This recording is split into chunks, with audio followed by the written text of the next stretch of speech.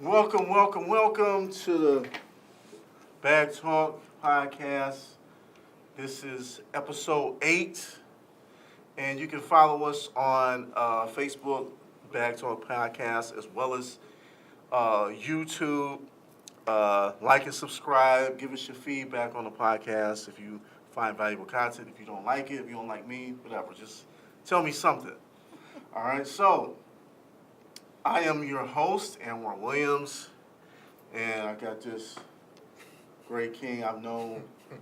I feel like it's been forever, man. We've only known each other for a couple years, but the Bag Talk is brought to you by Hyperion Capital. Hyperion Capital is the source of all your funding needs, whether secured, unsecured, merchant cash advances, credit cards, business loans, equipment loans. We are your source for all of your funding needs. Follow us on Instagram, Hyperion Capital, as well as HyperionCapital.net. All right, let me move this live because I can't get you. You can't get me? Okay, yeah, slide in. Right. Okay, yeah, we good now. We good. Okay. All right, we good. Now, I just got my makeshift co-host. Hey, and hey. I think, we might. We vibing, huh? Yeah. We here. Yeah. Okay. Introduce yourself to the family. My name is Angelita. I am a business coach and business owner, podcast host, podcast co-host, all that good What's stuff. the name of the podcast? Real Talk is my podcast, and then I am the host of Point of View podcast. And that's what, every Thursday? That's every Thursday 8 at 8 p.m. Eastern? Standard Time. What's the premise of that show? Oh my goodness, it's just Is it like The View? You know what? Is it like The View? I don't know. I don't watch TV, so I don't even know what The View is about. It's your point of view. Everybody get their own opinion. Yeah. So we talk about a topic like our first show. Our topic was the word boss. So basically, like, what was our take on using the word boss? You know, we have a lot of women that walk around and say, I'm a boss chick, I'm a boss this, I'm a boss that. And so we just gave our point of view on the word, the boss. You know, so each week it's a different topic. Like I said, there's 3 of us, and we give our point of view. Hence the show, Point of View. Okay, cool. Very well. So hopefully, because Shannon Barton, she's a realtor. She's my other co-host. So Okay. hopefully we'll have her on next Saturday. It can be like the full crew That's what's up. out here. So All right, cool. I think it's gonna be good. Cool. So, my man, realtor, Yeah. entrepreneur, Yeah. business coach, Right. wholesaler, That's right. All right. just overall beast, Yeah.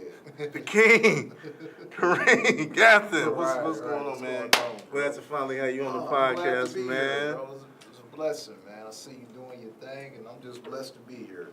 That's what's up, man. So, just tell everybody about yourself, man. Just, Okay. you know what I'm saying? What's your horoscope sign, man? What you like, long walks at the park? What's up? Let everybody know, He man. said, Okay. Well, I've been in real estate for the past 5 years. I started off as an investor, and then I veered off into the realtor side, and I combined the two.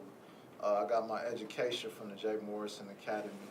Shout out to JMA. Yeah, big shout out to JMA. Shout out to Jay Morrison as well. Absolutely, man. Because, he taught me, I want to say a good maybe 75% of what I know. And he gave me my foundation in the business. And then from there, I just was able to, reach out to other people and learn from them. So, anyway, I've been closing deals for quite a while. I didn't start off closing, because there was a learning curve involved. But after I got past the learning curve, I started making money in the business. And here we are now. So at this point, I'm looking to take things to a whole nother level and really branch out and be one of the major players in this market. And then from there, branch out to other markets and then, grow my business and my brand. So you heard of Jay, right? Have you heard of Jay Morrison? I have Tulsa Real heard. Estate I've Fund? heard of it. Yes, I've heard of it. Okay. They doing pretty big things. I know they about to start doing the Legacy Center down in South Atlanta. Yeah. So, tell us about before that, because what we like to do, Bag Talk, I know you're just jumping in. I know I am. we talk about business and, you know, what people are doing, but we kind of talk about where they come from and obstacles they have to kind of Absolutely. overcome. So just tell them, you grew up here in Detroit? I did. Okay. You I east did. side or west side? West side. West side. Man, I gotta get some east siders on the show, man. I'm an East Sider, Okay. originally. What part? Look, What part? actually, I can't even say East Side. Like, I'm from the suburbs. Like, originally, man. like. You from Clinton Town? Like, exactly. Oh my God. I mean, it is what it is. Exactly. We ain't gonna beat you up too bad. Anyway. You grew up on the west side. Still family. Yeah, I grew up on the west side. Yep. Okay. What high school? I went to 3 different high schools, bro. Okay. Like, back when things was really good for the family, I went to DePores off of 6 Okay. Mile. And, Did you play football? Yeah, I did. I did for a minute, you know. And I really enjoyed DePores. It was a great atmosphere, great Right. atmosphere, the athletics, the girls, all that was on point. The girls. Yeah. That's why that's the You only heard thing about that. the Right, girls. that's. DePores has some beautiful young ladies back in the day. Educated, came from good That's families, what's up. all that. So anyway, after that, I'm with these Catholics. yeah, It was a rival school. Right. So anyway, man, you know, I would say probably around 03, 04, things kind of got, you know, a little shaky for my family. My mom and my dad ended up breaking up. So if I went from the Poors to Academy of Oak Park, now in Academy of Oak Park, I was getting into a lot of fights and getting suspended all It's the kind of like time. more of a diverse. Yeah, I ain't gonna say it was mainly black, but basically Academy of Oak Park was the people that didn't get accepted into DPS and got kicked out of DPS. Oh, okay. You know what I'm saying? So I got into that and I got through totally off track because, you know, the poor is structured. You know what I mean? Going to the little charter school / public school setting, there was no structure. So anyway, I made it up in my mind right then. If I stay here, I'm not going to graduate. And it's funny now that I'm saying this because one of my homeboys that I went to school with when I was in Academy of Oak Park, he doing like 15 years for armed robbery. Wow. And then there's another dude I actually got into a fight with when I was at Academy of Oak Park. He locked up for a double murder. You know what I Jesus. mean? Dang. So anyway, even back then I made it up in my mind like, okay, I got to get out of this school. So Right. I went from Academy of Oak Park, then I went to Loyola. And Loyola's right off Finkel and Wyoming. Finkel, Wyoming? Yeah, Jesus yeah, Christ. Finkel and Wyoming. So I went to You already know Loyola. about Finkel, Wyoming, man. I went to Loyola, but it was structured though. You know what I mean? We had Right. there was a lot of guys in there that was giving us guidance. It was a private school, Okay. so they really, even though there's a lot of stuff going on, if you Yeah, got you caught, on felony in Wyoming. It ain't Finkel, it's felony in Wyoming. yeah. If you get caught, you know what I mean. There's gonna be some consequences Right. behind your actions versus public schools and charter schools where you basically do whatever you want to do.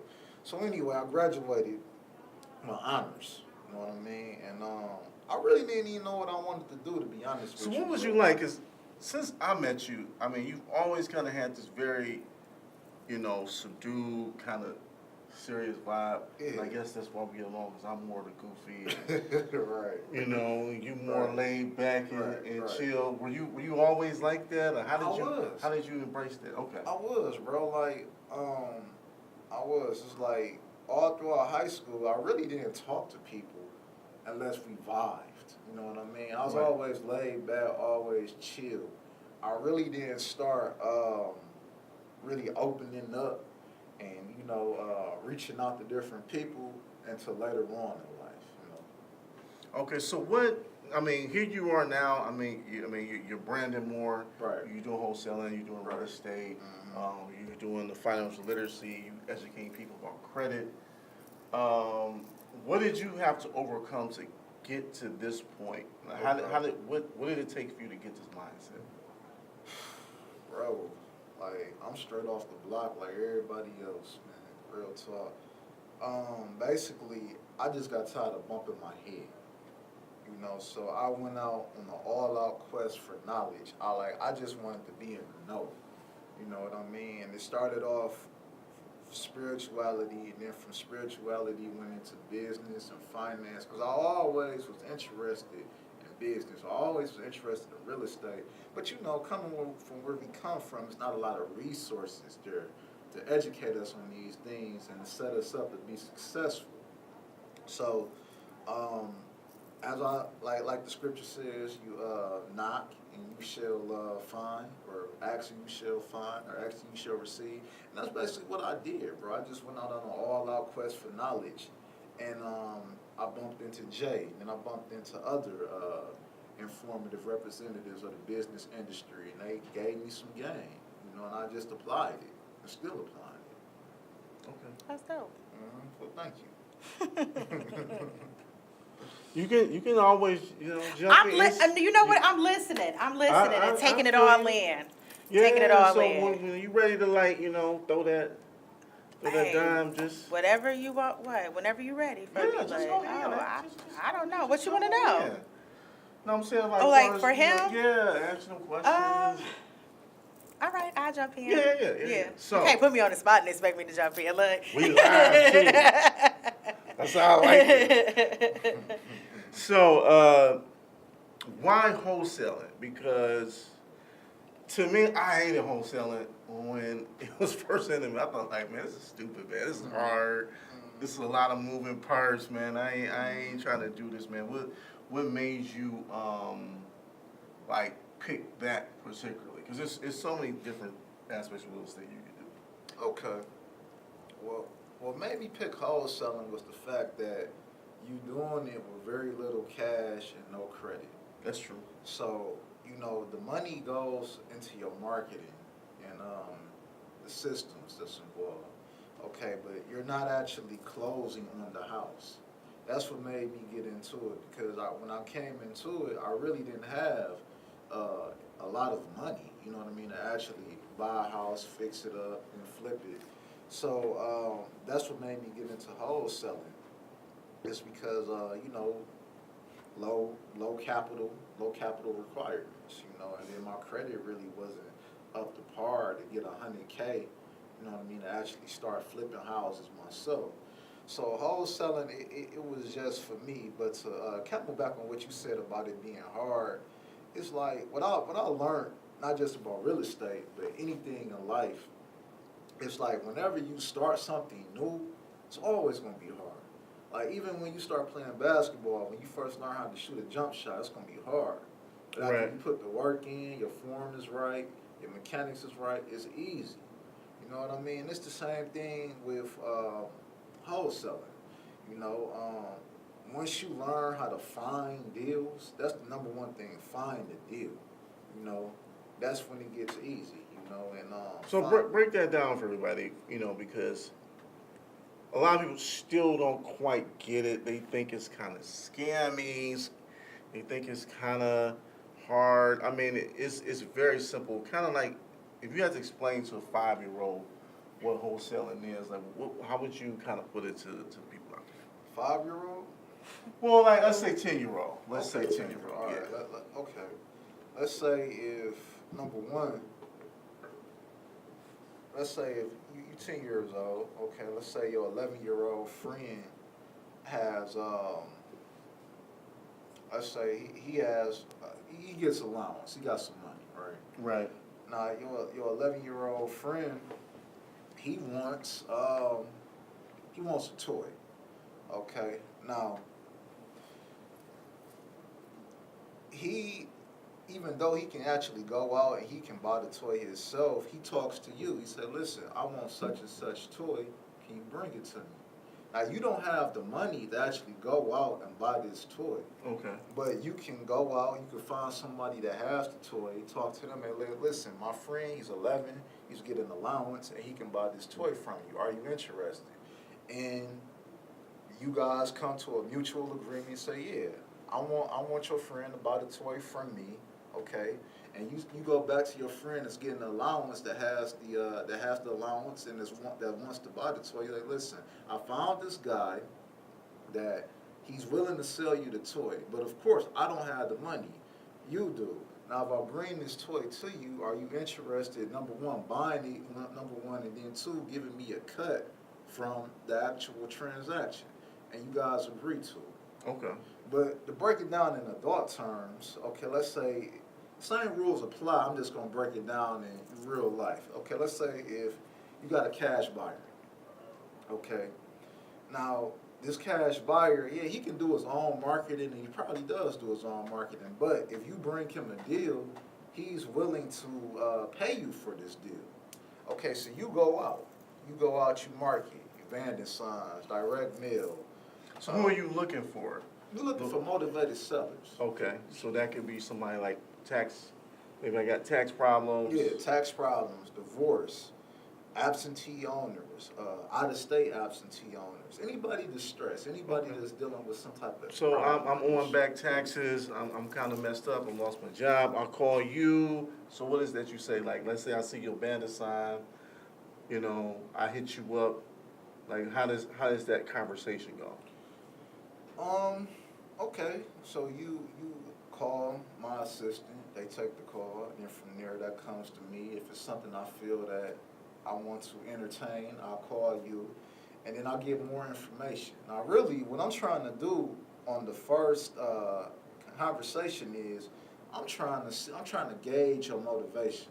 I'm trying to see where you at. So it's like, I'm asking indirect questions to get a direct answer.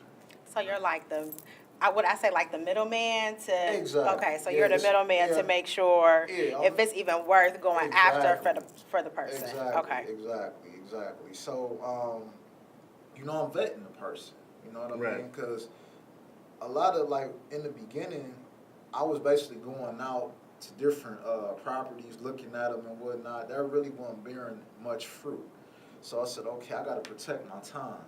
So if I can talk to this person, I can see what the situation is. I can know as soon as I get the lead whether or not it's going to fit the criteria. And make sure my you, buyers are hold on, I looking mean to interrupt. Make sure you add the human nature aspect, because sometimes when people talk about wholesaling, they try to make it so simple. Oh, you just talk to the person and you talk to a motivated seller, but human nature is people don't want to tell you their business. Right. They don't. They don't want to tell you I'm going through a divorce, I This lost is my why job. I need to sell or. So yeah. how do you dig all that out? Because usually at first they're not really to give the information up. Right. Well, you want to build a rapport.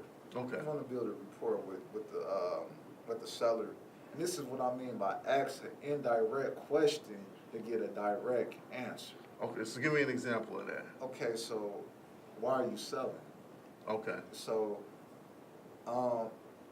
it's many reasons why they're selling, but if I can get you to give me some type of information, I have a better understanding of what it is or what the situation is before I actually go out and meet you personally.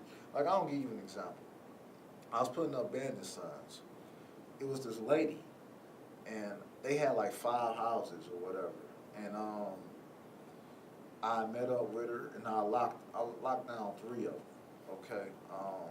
So in the process of us negotiating, later on she told me what the real reason of why she was selling the houses. She didn't come up front and tell me, but after she felt comfortable with me, she let me know that her husband is sick. Her husband is sick, and you know, I guess her husband is sick, and she needed to liquidate. Okay. She needed to liquidate the property. So, you know, she called me. But a lot of times, it's like I said, it's about asking an indirect question, get a direct answer. And two, it's about building rapport. You know what I mean? Because I done had other guys where I'd actually talk to them, and I probably could have got the house, but I went in straight business. You can't always do that. Like that Right. one time when me and you was working on that one deal on Finkel, I sat down at the table. Yeah, he was mad comfortable. He was a little sketchy because it'd be a 2 brothers coming at you. Yeah. You don't know what we might be trying to rob you or something. You have no idea. You're judging the book already. Yeah, that's why you gotta build a Excuse me. rapport. You know what I mean? Like, I was asking them certain questions. You know what I mean? Make them feel comfortable around you. Same thing when you're dealing with a woman. You know what I mean? Make her feel comfortable around you. You know what I mean? And you just can't whatever your intentions, even if you want to be in a relationship with her, you can't come off too strong. You know what I mean? Just catch a vibe. You know what I mean? And it's the same thing when you dealing with the seller. You know, catch a vibe. Like, don't go straight business all the way. Like, ask. You know, like for example, and I've did this. You might walk into somebody's house. You might see some artwork. Talk about the artwork. You know what I mean? You might see a jersey. Like that Black Jesus is dope. Yeah.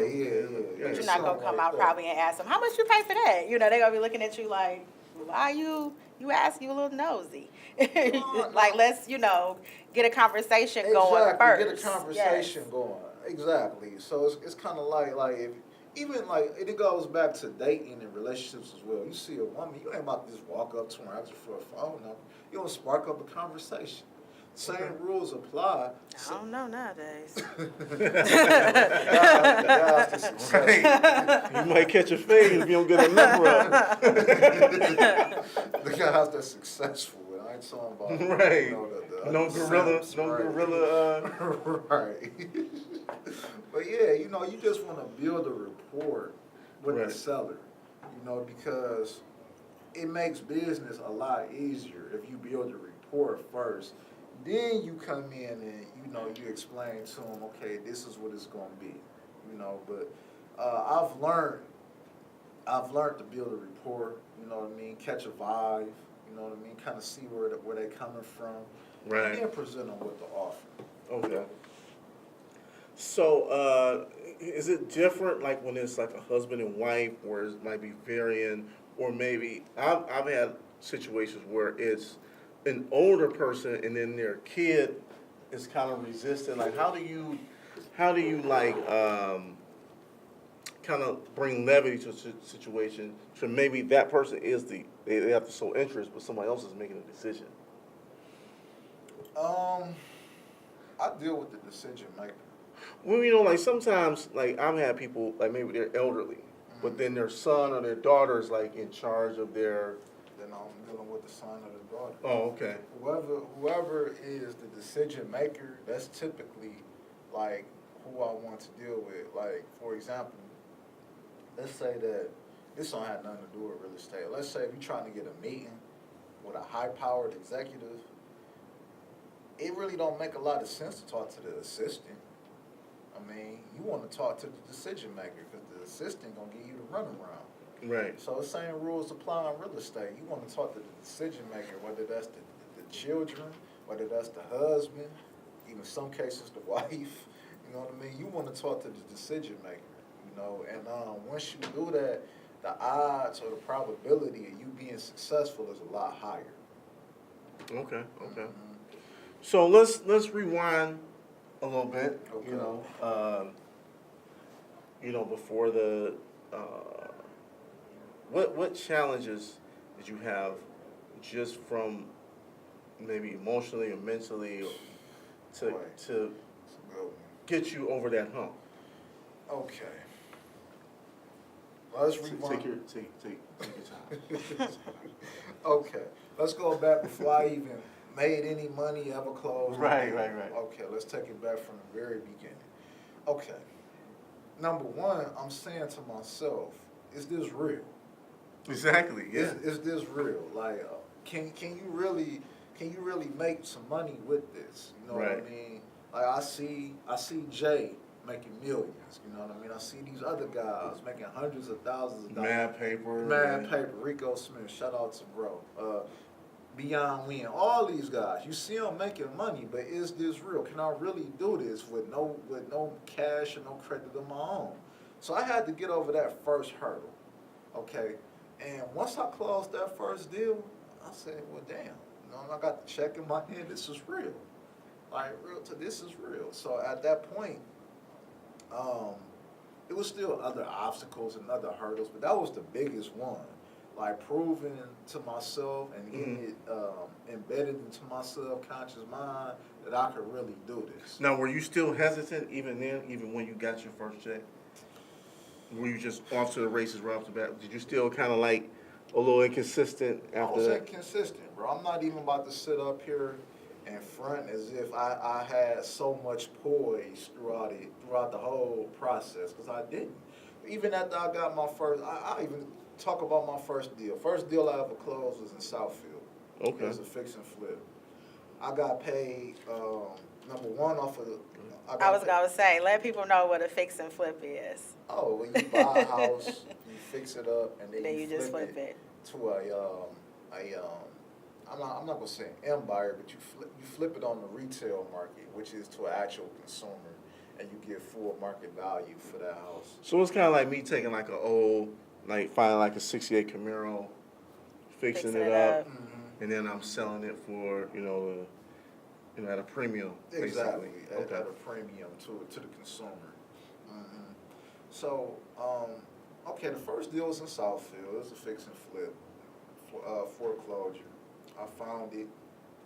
I did all my due diligence, locked it down, and then I sold it to another investor. And then I referred a contractor to the investor, so I got paid for selling the house to the investor. I got paid for the contract referral, and then I was also working as a project manager on the deal. So you had like 11 hats on. Yeah, dealing with the management of the project, contractors, the whole nine. And I would have listed it and made some more money, but the situation kind of went left. That was the first deal. Now the second deal after that was another deal in Bradford. Okay, now before you get to that one, what did you do when you got paid? What you do with it? Bro, did you like buy some Jordans? Did you No, go to like Miami? No, bro. I actually went to the bank. I cashed a check, and I kept working. But what did that feel like? It felt great. Did you have a thought like? Did you ever felt have a great. thought like, I can just? It felt great. Okay.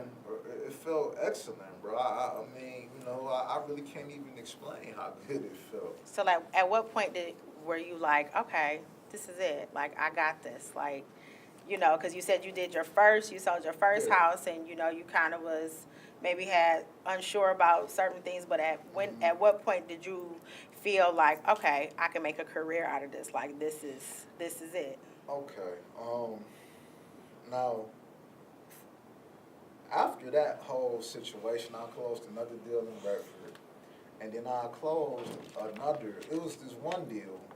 It was on the east side, and I found it on Craigslist, and I locked it down on the contract. I'm like, it's been 2:25.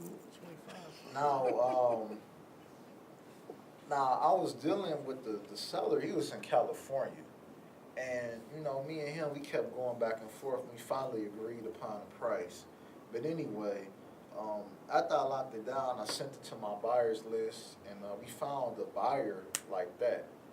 And which was kind of rare because the house was in Detroit. And, most cash buyers, they typically like to invest in the suburbs. So anyway, the guy was just giving me a hard time. Like, he was an entrepreneur doing something in California. I really didn't get into his business, but he needed the money from that house to do something to save his business. So anyway, he called in the title company, cursing out the title agents. And I mean, I thought the deal was gonna blow up. I'm not even about to sit up here and lie to you. I thought it was gonna fall apart. Long story short, it didn't. We closed. I made like $3,000 off that deal. That one right there basically showed me that I can really do something in this business, because I'm thinking that it's gonna fall apart. You know what I mean? And so how many hours did you spend on that deal total? Not a lot, bro. To be honest with you, when I first found it, I think I was in Miami. So I told you went to Miami. No, that was. I knew everybody go to Miami, man. I knew you was in Miami. I wasn't off of that. Okay. Off that. All right. But I was in Miami, and I remember I was just on my laptop just looking for deals. So I seen that one or whatever. So when I got back home, I reached out to him. I went to go look at it, and things. It's kind of like he didn't want to accept my offer at first, but then he called me back and said, "Cool, let's do it." And from there, like I said, I didn't think it was gonna go down, because how he was acting, he cussing out the title agents. Right. You know what I mean? He was ramping and raving and, you know, the whole nine. And even the buyer was, you know, getting kind of, you know, edgy or whatever. So I'm thinking like, damn, this shit about to fall apart, man. But, you know, like I said, I stayed cool, I stayed calm, I stayed collective. I made $3,000. And the guy that brought the buyer to the table, he made another $3,000. So collectively as a team, we made $6,000. That's great, man. So, what are the pitfalls? Because, you know, there's a lot of people that, you know, I'm sure you too, they inbox me, man, I want to know more about wholesaling. I want to get into the game. And what do you have to tell those guys, man? Because I don't think they truly understand the process of it and just how difficult it is. Personal development, bro. Like, you want to constantly feed your mind on a daily. Like I like what you got going on with the book, Making an Excuse to Succeed. I haven't read that book, but from the title of it, I can tell that it's a lot of personal development and a lot of mental jewels in that book. You got to get your mind right. Like, all them situations I just named, if we was to actually do a play-by-play and you was to actually see what I went through, it didn't look like none of them was going to fall through. Right. I'm just being real with you. But I stayed mentally prepared and mentally poised. I stayed positive, you know what I mean? And even when it didn't look like it was going to necessarily work out in my favor, I kept pushing and I didn't quit. So you got to get your mind right. We can sit up, we can talk real estate all day. But if your mind not right, as soon as you get faced with a little bit of adversity, you're going to fold. Right, and so I remember when we met, you know, we talked about a lot of the teachings and philosophies that, you know, the Minister Farrakhan Right. Puts out there. How has being, you know, part of, are you FOI or NOI? FOI. For the Islam, how has that helped you along with your personal development? You know, because a lot of people, especially black people, we there's kind of a misconception about what exactly it is and Okay. the purpose of it and the motivation. So kind of shed some light on that and how it's helped you in your business and also, you know, personally. Discipline. Like, if you study Minister Farrakhan, like, he's where he's at today. But it was a time when it wasn't a nation of Islam. I think right after the Honorable Elijah Muhammad departed and passed Yeah, like what, away, 70s? Like 75. Yeah. The nation crumbled. And, you know, he made it up in his mind, I'm not sure of the year, but he said, I'm going to rebuild the nation. And he went around to the different ministers of the past. Majority of them didn't even want to deal with him. You know, and he started off having study groups in his basement. You know what I mean? He then from there, he got a loan against his house, and he bought the Final Call building, you know, and he just kept building from there. It even got so bad after Malcolm X was assassinated, the minister had to walk around with a disguise because they thought that the minister had something to do with the assassination of Malcolm X. But he kept going. He didn't let that stop him. And we can all use that example in whatever we facing in life, you know, and I use it in real estate as well, and just, you know, every area, every aspect of my life. But that one example of how he rebuilt the nation, that's something that I think about, you know, regularly, you know, and I use it to, you know, give me fuel and motivation in my journey. But one of the key things that I got from the nation is discipline. You know, it's a restrictive law that's involved. It's not like the church when you come in, you know what I mean? You sit up, you listen to the pastor, you know what I mean? You hooping and hollering, and you know what I mean? And you feeling good, you clapping and you dancing, then you go to the liquor store, you know Right. what I mean? And grab a 40. No, it's not like that, because if you get caught, you get time out the miles. Okay, so with that restrictive law in place, certain things you just can't do. You Right. know what I mean? And it may seem difficult when you first get in, but over time, you realize why I shouldn't be doing this, or Right. you realize why I shouldn't be doing that, and it becomes a part of your everyday life. And the reason why I even brought it up is because just because you may have a different faith, whether you're, Lutheran, Catholic, Baptist, Right. Christian, Judaism, whatever the case may be, there's still principles Absolutely. to be learned. There's still cautionary tales, so examples, to be gleaned from that. And that's the only reason why I brought it, because discipline is a big part of business. If you don't have Absolutely. discipline, if you don't have a Absolutely. plan, Absolutely. you're gonna run into a lot of headaches, man. So just talk about, what you're doing now, man. I mean, I see you branding. Like, what's kind of like your vision now going forward? For me, the goal is to build $1 million business and $1 million brand. So first, why $1 million though? I was just gonna say, why a billion? Yeah. Why not a billion? Why, Well, that's a lot of work. $1 billion, that's a lot of work. It can be did, it can be accomplished, but it's a milestone. Like, okay, my goal right now is to get to 6 figures. That 6 figures is gonna take me to the 7 figures, But that's the ultimate goal. And then when I start making children or whatever, if they want to take it to that level, that's cool. But me personally, I wanna run $1 million business. And like you said, you're not doing this alone. So talk about what the company's real estate executives. Mm-hmm. Talk about that brand and what is it that you're bringing to the table. Okay, as the president of operations, I'm bringing leadership. I'm bringing a great deal of energy to help get us to where we're supposed to go.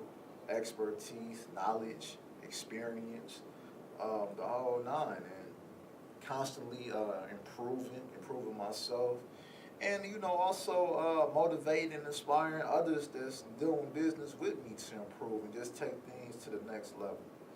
And I'm glad you brought that up, because even with this, podcast, I know this is your first, episode. I don't ever, I just learned about myself, like, I'm kind of so intentional and dogmatic about certain things. I'm learning to let go more of certain Right. thoughts and mindsets. Like, it doesn't have to be my way or all, no way, right? all the Yes. time. Yes. And I'm starting to let go more.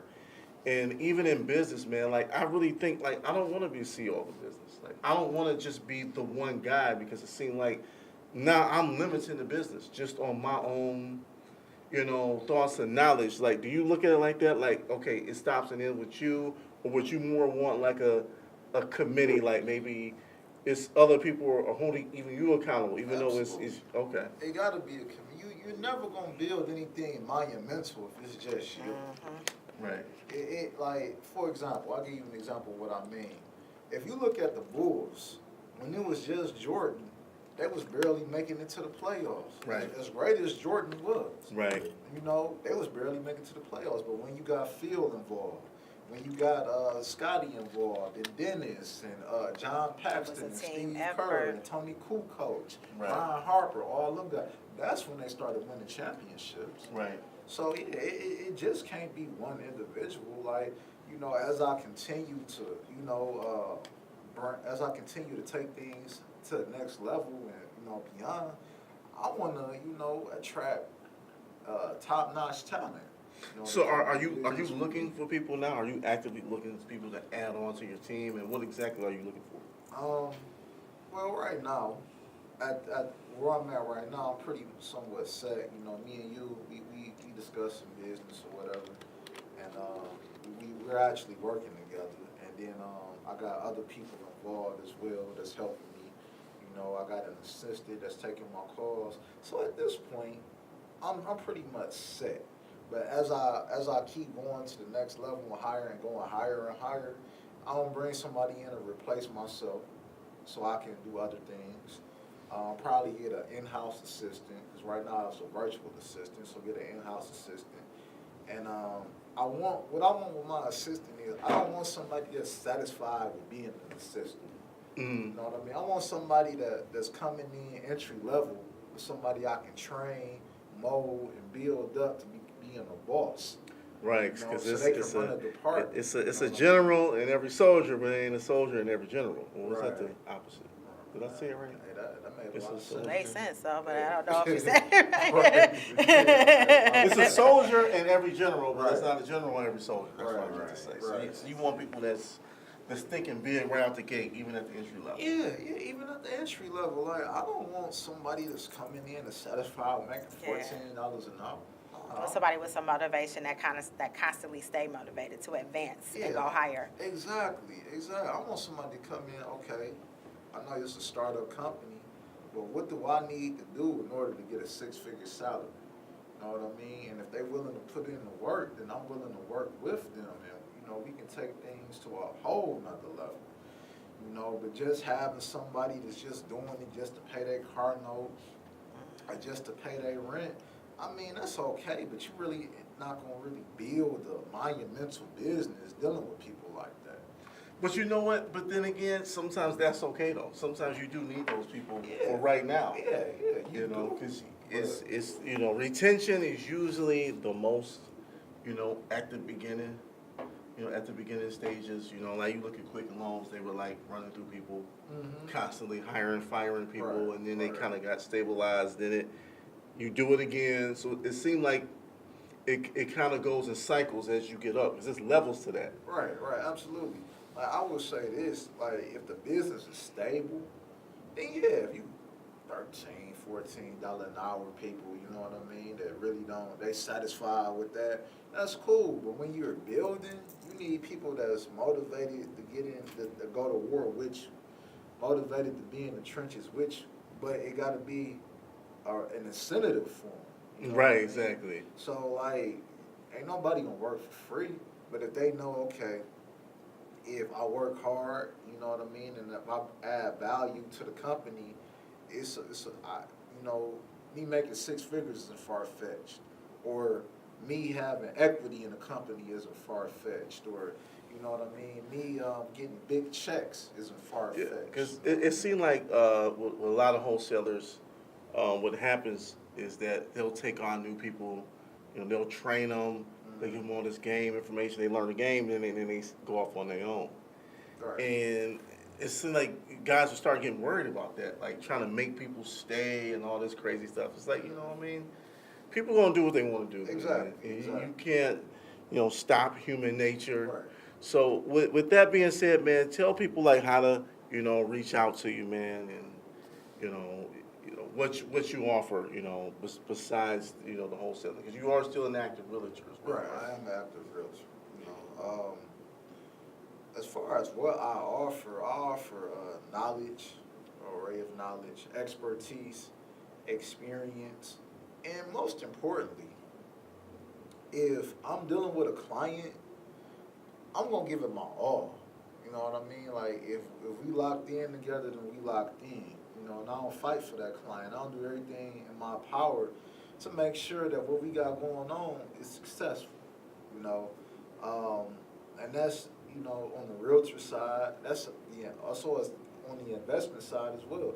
Even if I'm doing a consultation, you know, let's say if somebody book an hour with me, but if I know that you really don't understand the concept, that 1 hour consultation might go to 2. You know what I mean? Because I really want to add value to the people. So for these consultations, will they just reach out to you on Instagram or? Instagram, email, So I have all your information. yeah, Facebook, whatever. But if somebody want to reach out to me, my Instagram is real estate _executives. My email is info at execgroupllc.com. My YouTube is Real Estate Executives, Comment LLC. And yeah, that's pretty much it. Oh, also, if you're looking to sell a property, my website is www.housebuyersmi.com. That's www.housebuyersmi.com. And yeah, that's pretty much it. You know, for Okay. as far as the communication aspect of it. But reach out to me. I'm open for all positive relationships. You know. And are you gonna do some seminars? Because I think was that The seminar you did with me, was that your first one? That was actually my first one. And So I we really gotta do enjoyed some more it. this year, man. Absolutely. I haven't done one in a while. I think the last one I did was like last April. It was at Shields Pizza. Okay. You're a little overdue. Yeah, but the crazy thing was, like, it went good, and then like 40 white people came in, like real, like laughing, like everybody laughed, like there was just a whole bunch of giggle boxes. So by the last 15 minutes, people couldn't hear the tail end of the seminars. They was just like, I don't know what was going on, like they was doing stand up, but like they was laughing so loud for so Wow. long. Did you rent out space in the restaurant? Yeah, we had the space running out, but they had them seating like 10 feet away from us. And they was just laughing. And I was just like, man, what the hell is so funny, man? Right. What is so funny that y'all can't For stop 20 laughing? minutes straight. 20 minutes straight. Man, King, I appreciate you Oh, coming on. likewise, bro. Likewise. Definitely, you know, we do want to pull up sessions too, so we definitely want to let people see what you do in like Okay. real life. So if Okay. you ever got a project going on, and I know you be busy, you know, it might be difficult with a set out there with you, but we might want to, you know, do a pull-up session. And Absolutely. I'm open to do that.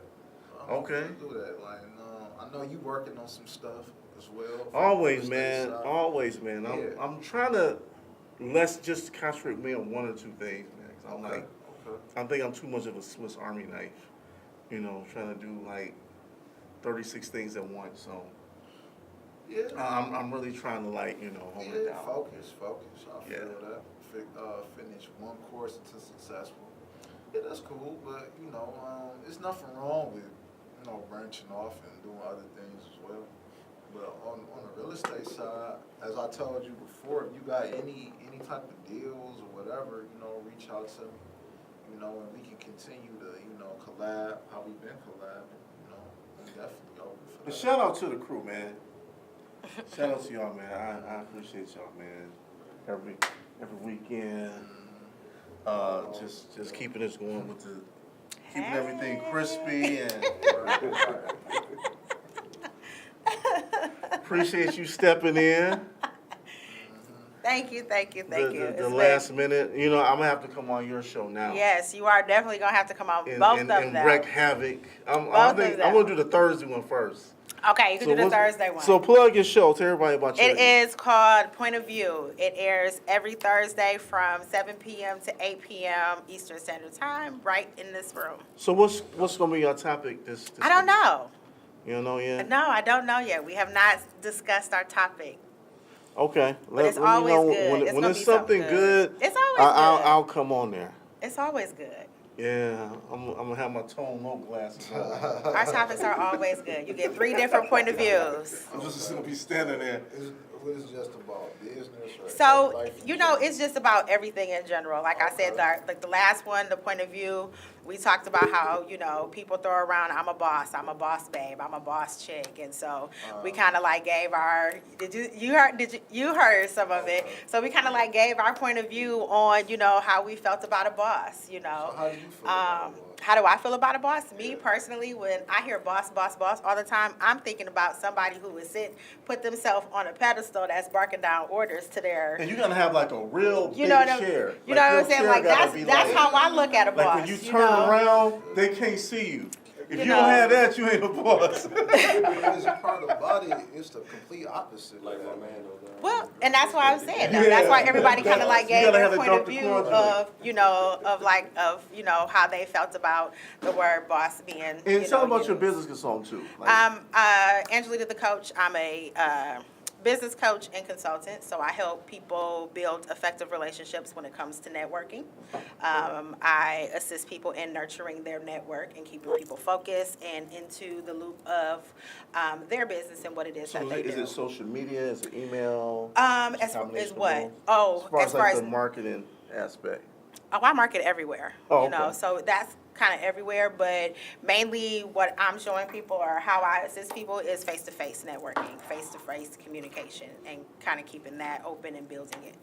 You know, so like Okay. a lot of people attend networking events. You get business cards. We all know when you leave that networking event, you are not connecting with I got a the whole business suitcase full cards, of business right? cards. So I help people. That Like what to do, like once yes. you get it, So what that to say, bag and of cards you have just sitting there, like that's so many different connections that you just got chilling in a bag off to the side that you're not utilizing. That's connections. That's potential clients. That there's a lot just sitting in that that's a bag good point. that you're not And I'm gonna have utilizing. to pull mine out, because I got Yeah. like, So I help people get into that bag and pull out those connections. Of course, you're not going to make a connection I think with I got every more single Crown person that you business cards, meet, right. you know, through a business card. But trust me, you got some people in there that are some dope, good connections, Absolutely. and you just sitting on them. We got to talk about that. Absolutely. for sure. That can be a whole Yes. podcast within itself. Yes, like Yeah, I. we don't have you on. That's even though landed me in being, like I said, a vice president of a nonprofit organization. That's landed me with being able to co-host on Praise 102.7 for almost 2 years. All of that, those two connections just right there were, those connections came from networking. That's huge. So, yes, I'm going to So what did you think of the podcast? The podcast was dope. I don't know anything about real estate, so therefore I don't know what. Well, you know what? I don't know anything to ask him. Like that is like I stay in my lane. That is not my lane. You But know it's what? dope It's to not learn gonna some just stuff be though. I all real learned. estate, Yeah. But sometimes I don't want to just keep it about real estate. 'Cause Right, so right, right. I ask, personal questions too, yeah. motivational Absolutely. or mindset and stuff like that. But I did So, learn something Yeah, because I'm like I try to wholesaler. keep I'm it a little thinking broad now. when you first said wholesaler, I'm like, what he selling? What wholesaler? What we buying? I didn't think honestly. I didn't know that that's with housing. So in the So future, let's I'm go. gonna have some more because even though real estate and finance is kind of like the meat and potatoes of it. Right. Coming up, I'm gonna have some people in the fashion industry, promoters. sure. And Yeah. plus, you got a bag full of like business cards that you ain't even tapped in. So all of, at least half of them probably can come on the show and you can. Yeah, interview. most definitely. We gonna chat with her. We gonna- Look, we you gonna said get he like, y'all on yeah, the show most too, definitely. man.